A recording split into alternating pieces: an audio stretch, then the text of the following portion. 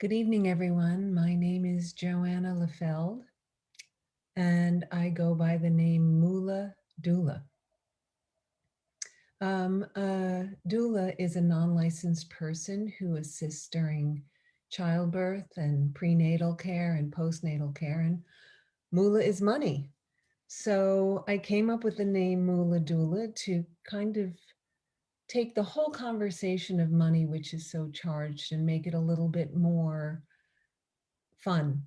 I believe that my role is to help people give birth to a healthier and more grounded relationship with money. And let's face it, money is one of those forms of energy in our life that can have us become exhilarated in one moment and then deep down feelings of shame can arise in the very next moment, or fear or insecurity. And especially during times like these, it's really important to be able to feel a sense of control and empowerment around money. So in the next several minutes, I'm going to share with you a little bit about the practice that I work with people, and hopefully you'll gain some tools to be able to use them in your own personal life.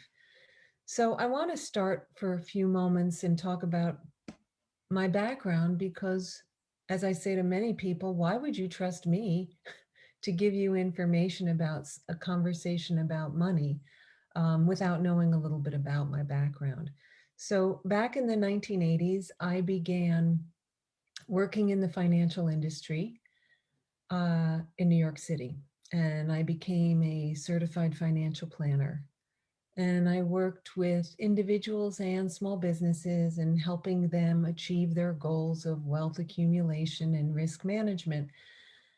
I did that on and off, no, on for a little over a decade. And then I joined forces with my husband, and I moved out of the financial planning industry and into the business world.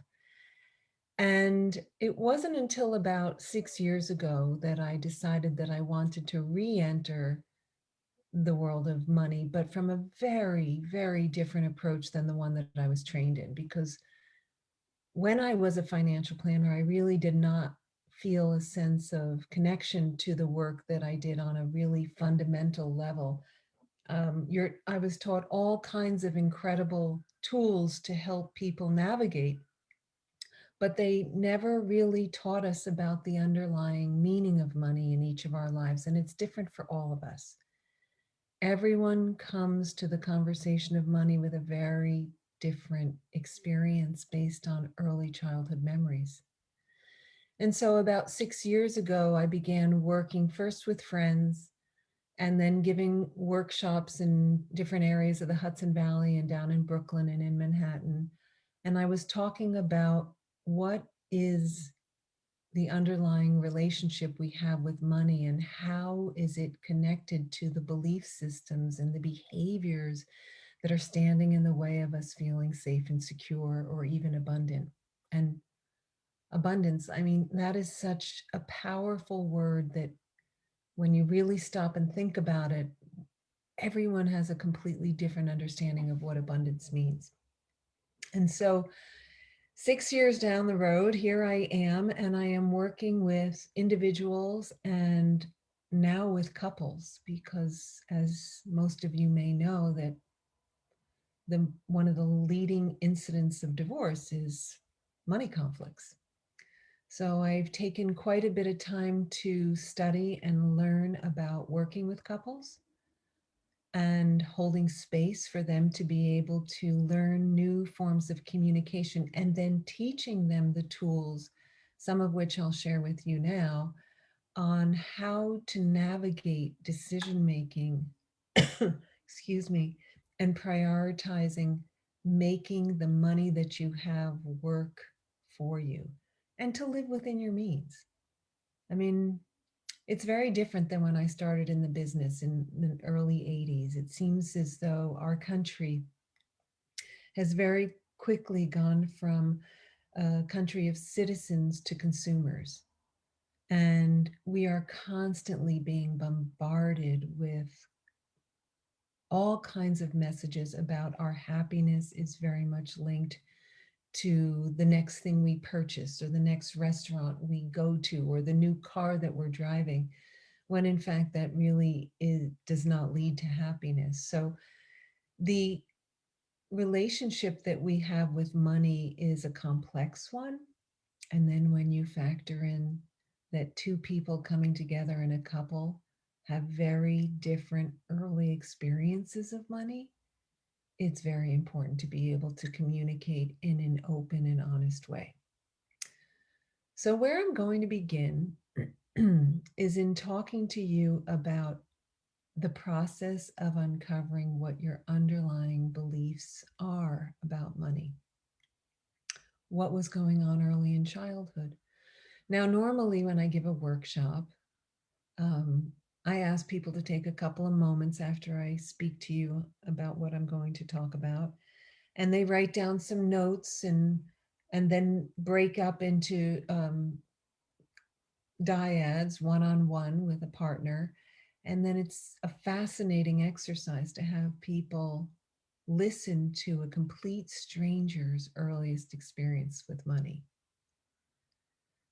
It's so interesting because money is one of those conversations that is so challenging to have. It's harder to talk about money than it is about sex, and sex is not that easy to talk about as it is. So oftentimes what happens is that we grow up in an environment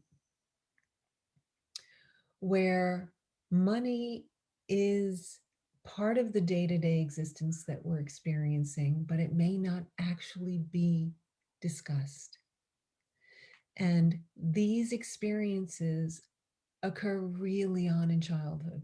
I mean, they can be as early as 3 or 4 years old that a child begins to pay attention to the tension or the excitement or the power that's going on in their family of origin. And because this happens at a precognitive or sometimes even a pre-verbal stage, it is really challenging for a little one to be able to put this into a context that has any meaning. They just feel it. And so gradually over time, what happens is that the behavior becomes reinforced. The child begins to mature, goes further on in school through junior high and high school. And without them in knowing it, they begin to interact with money and have to make their own decisions about money. So, do you get a job when you're 14? What kind of job do you get? Is the money that you earn at that part-time job yours, or do you have to hand it over to your parents? I've had clients say to me that they had a piggy bank, and one of their parents, because of some kind of an issue, whether it was they were short on the rent in a particular month, or they were planning on going out to a bar, they were taking their child's money. There are all different kinds of experiences that happen where we don't realize it at the time, but it very much imprints on our belief systems around money. And then, of course, there's just the pressure of being able to watch parents, whether you're in a dual income family or only one partner is working and the other is a full-time mom. I mean, there are so many different scenarios, but what was the earliest experience that you individually had? And how did that form your understanding of your sense of self-worth, of the goals that you wanted to set for yourself, whether it was getting a job after high school or going off to college? There's no real preparation.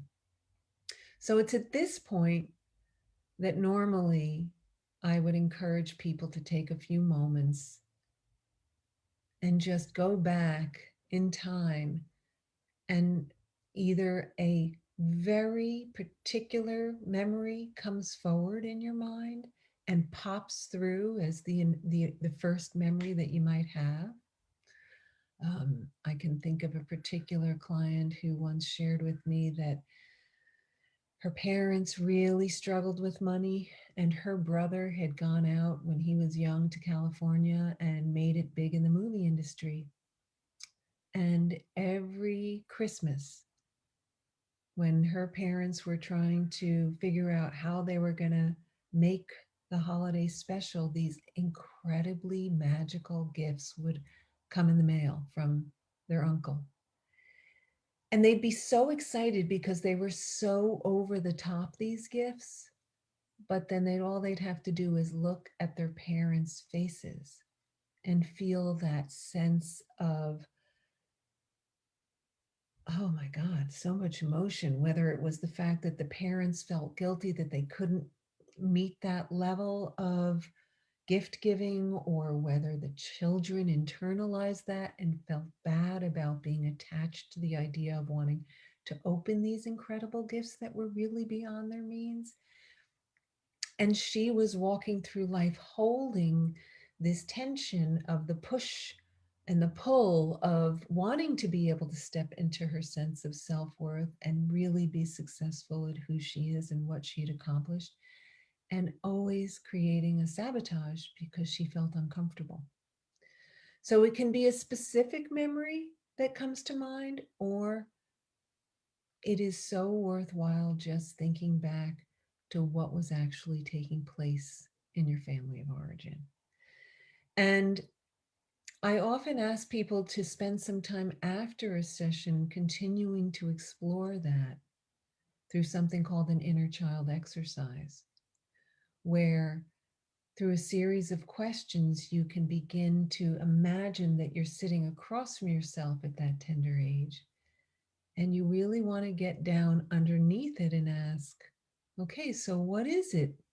What is money in my life? And what makes me afraid? And what are the kinds of situations that make me feel empowered? And you turn it over to that little one, because that little one is still very much alive and well inside of you. And unfortunately, for most of us, at times can very much sabotage our day-to-day adult lives. So when something happens in life and you're frustrated and you're unhappy, that maybe your boss didn't say something that was kind when you were getting your review, or your partner didn't show up in the way you wanted he or she to, it becomes an issue that you don't know how to process. And meanwhile, the little child in you is having that feeling of activation. So what do? Well, in some instances, you may go out shopping and spend a couple $100 and put it on a credit card and not think about it. In other instances, it can come out in any different forms. Money is just one of the ways that our inner child compensates or tries to make better a situation that we find ourselves triggered by.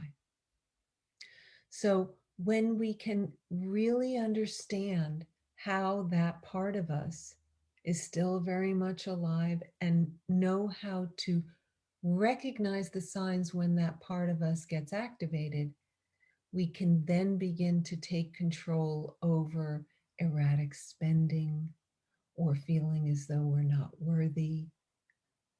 Money is very much connected to all these early experiences.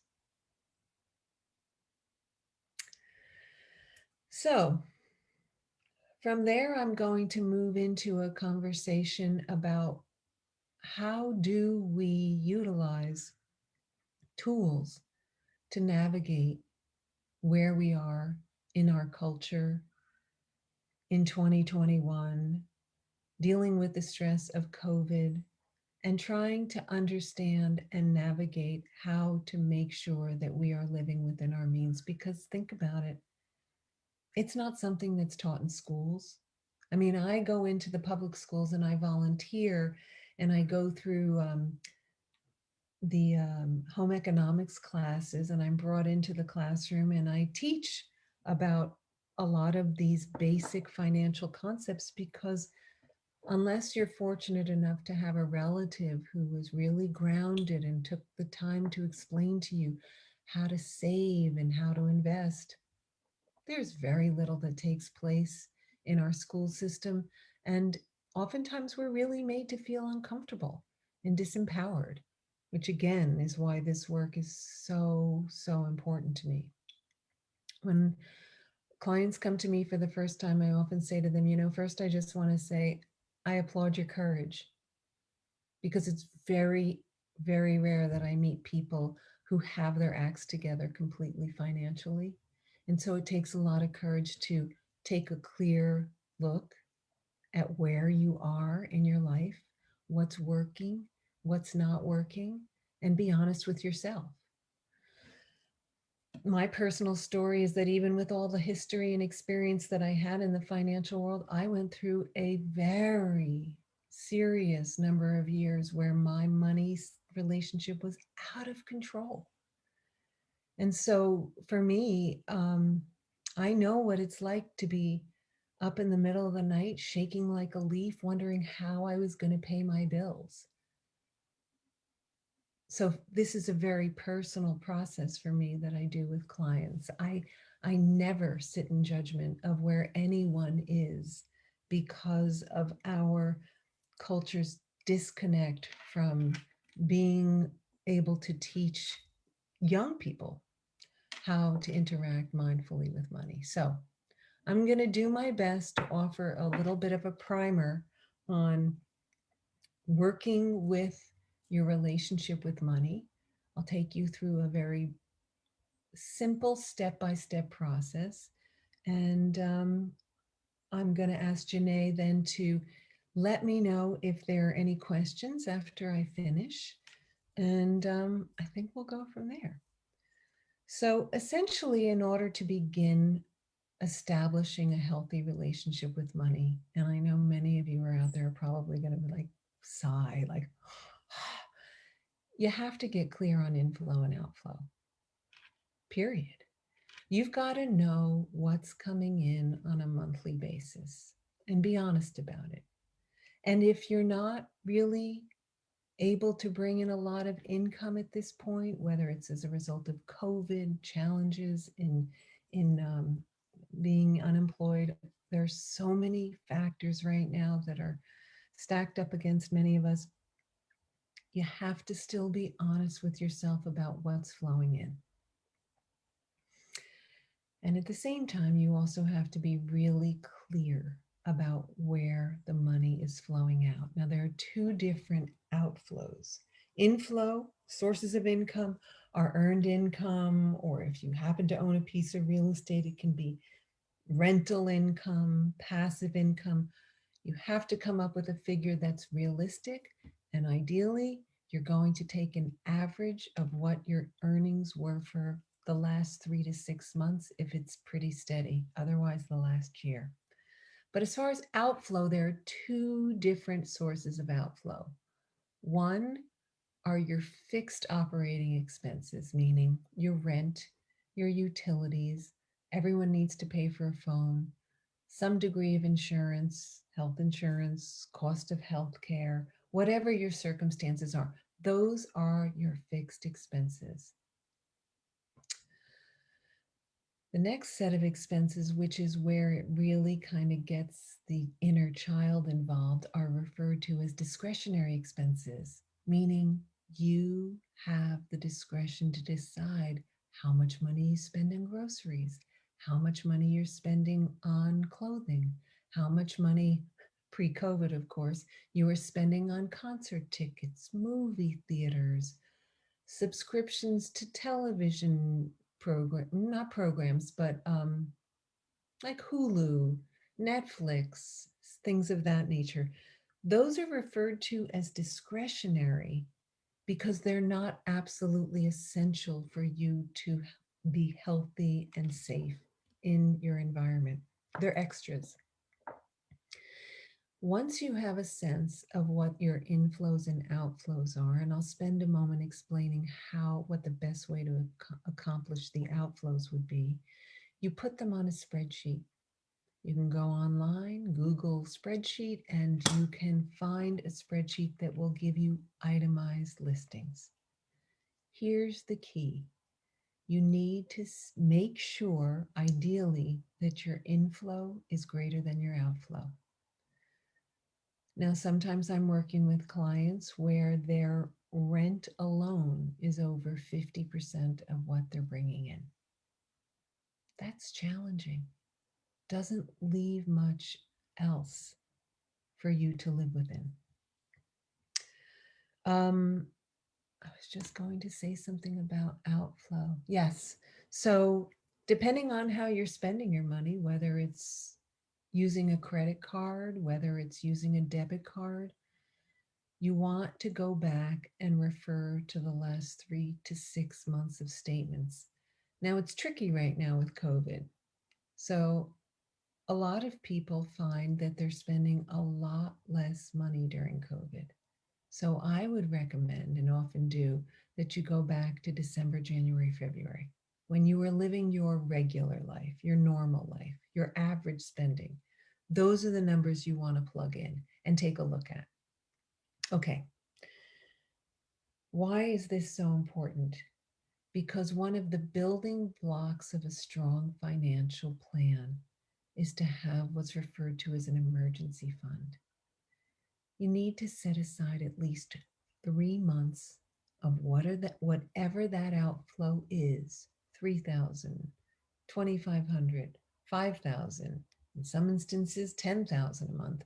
You need to set aside or begin to start saving for an emergency fund. So if something happens, you're not going to have to use your credit cards to be able to float yourself.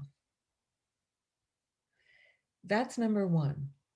Number two is when you begin using credit cards to cover yourself.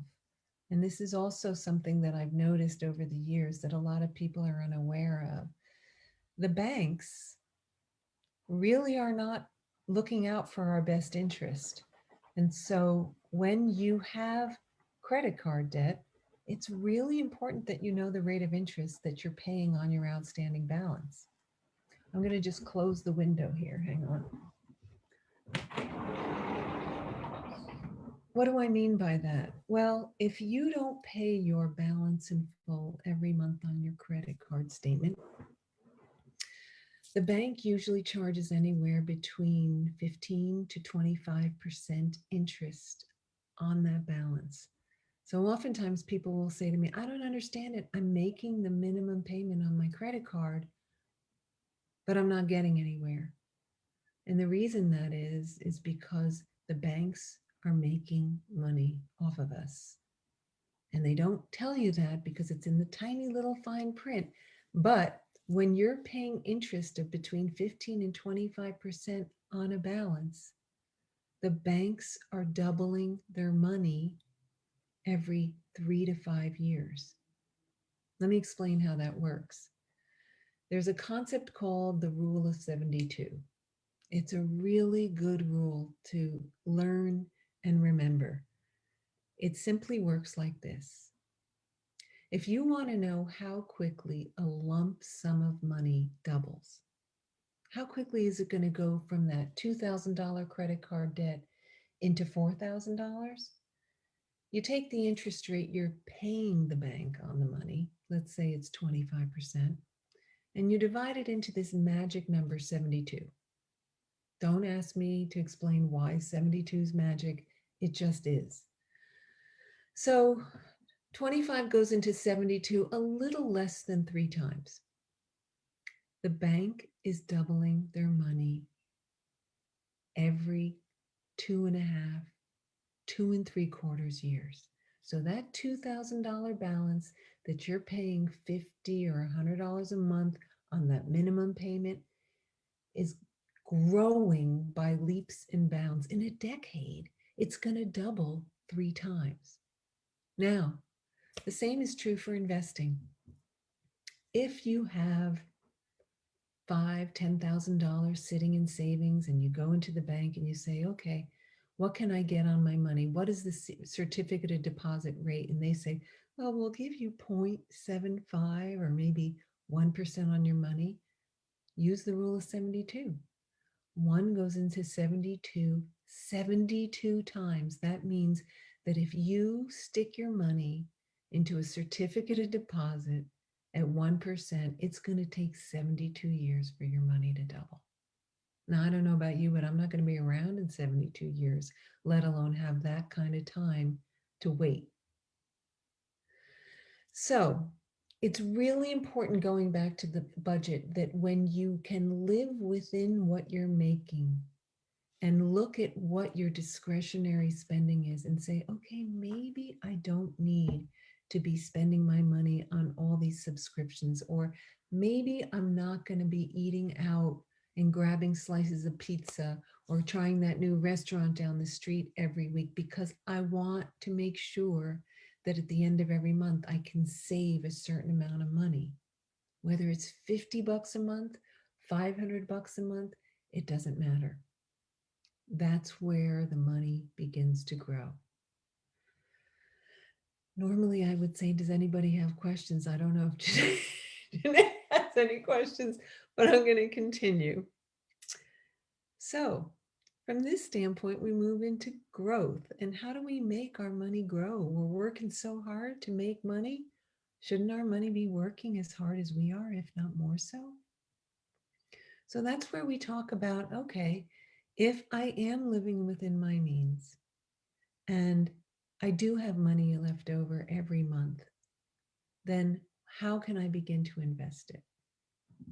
Well, one of the easiest ways to begin investing is to download one of the apps online, like on your phone, like Betterment or Acorns. Those are really user-friendly apps. You can start with as little as $5 a month and then go all the way up to $50 or $100. Some of these apps even let you round up. So if you're at the gas pump and you see your total is $32.75, you can round it up each time you buy gas by whatever that is to bring it to $35 or $40. Those kinds of roundups, those kinds of money transfers, you're not going to feel them. But at the end of the year, you're going to see a pretty significant difference in what you've saved. One second.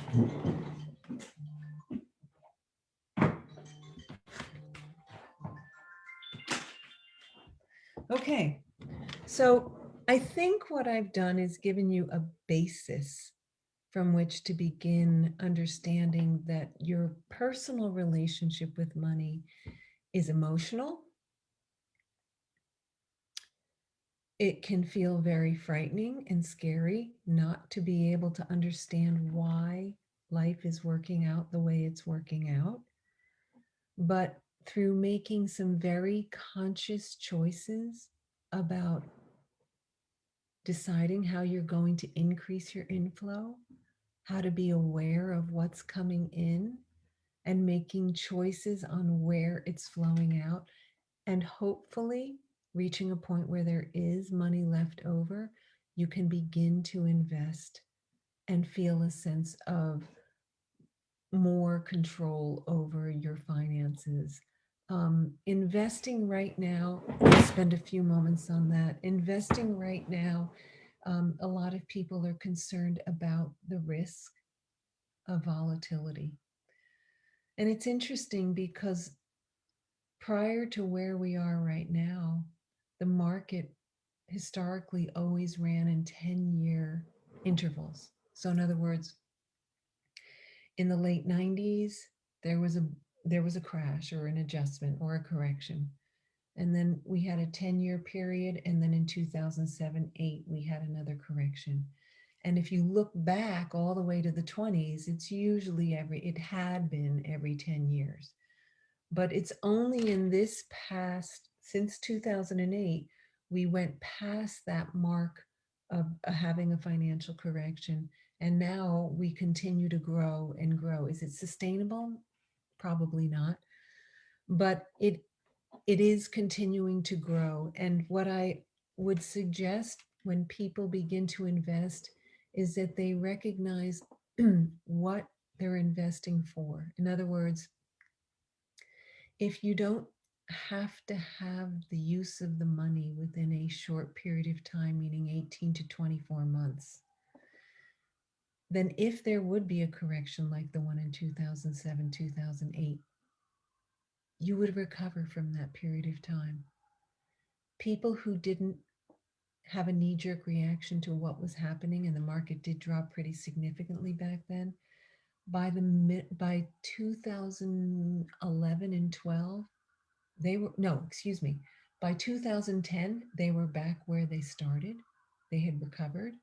And then by 2018, a full decade later, they'd more than doubled their money, which, when you think about that rule of 72, means they were probably getting 10 to 12% return. So I tell clients that unless you're really trying to save money, whether it's to put a down payment on a house, that you need it for tuition for your children, if you're looking at long-term investing, don't worry about the volatility of the market. You will be able to ride the waves until such time where you know, uh-oh, I need access to this money.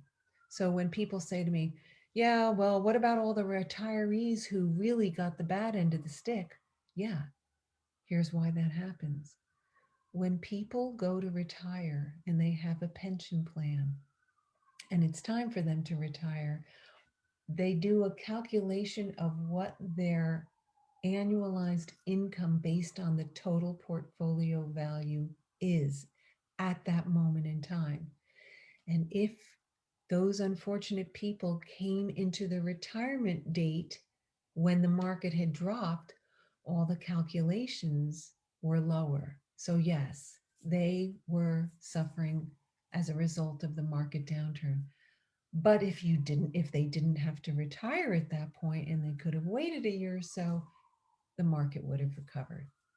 So I don't want to go too far down the rabbit hole as far as talking about investment, but what I will say is that any amount you can begin investing, whether it's $5 a month, whether it's 50 or 500, is not only going to make a difference in your, obviously, in the amount of money you've saved, but psychologically, you're going to begin understanding the value of making the decision. No, I think I'll hold off on spending my money on that. That's not necessarily what I need to be spending money on. I'd rather put it towards investment. And there's no greater incentive than to all of a sudden begin to see your money grow. Time and time again, clients are always saying to me, wow, look how far I've come in 4 years. But you have to start. You have to start somewhere. So my recommendation, once again, because I don't have an audience, and do I have any questions? No, is that first begin by looking at what your early experiences were in childhood.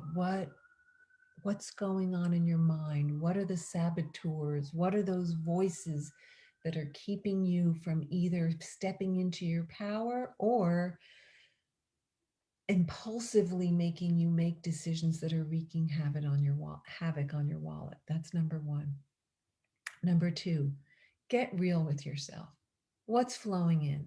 And if you're not making a whole lot of money and you're in a stressed out situation, figure out ways, whether it's getting part-time work, walking dogs, figure out a way to increase your income so that when you do the calculation of your income versus your outflow, there's money left over. And then get really honest about where that discretionary income is being spent. Excuse me, discretionary expenses are going. Where's the money flowing? And if you really want to find yourself in a very different situation in 6 months, 18 months, 3 years, begin systematically on a monthly basis putting money aside in investment. The easiest way is to start with the apps on your phone. It works.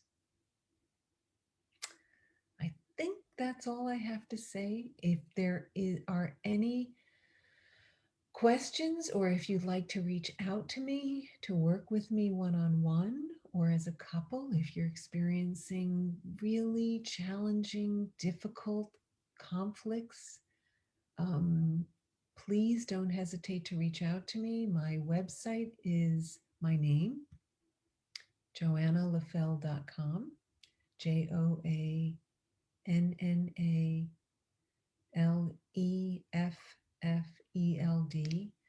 And I offer a half-hour complimentary session. So reach out to me. If I can be of help, I would be more than happy to do so. Thank you for your time.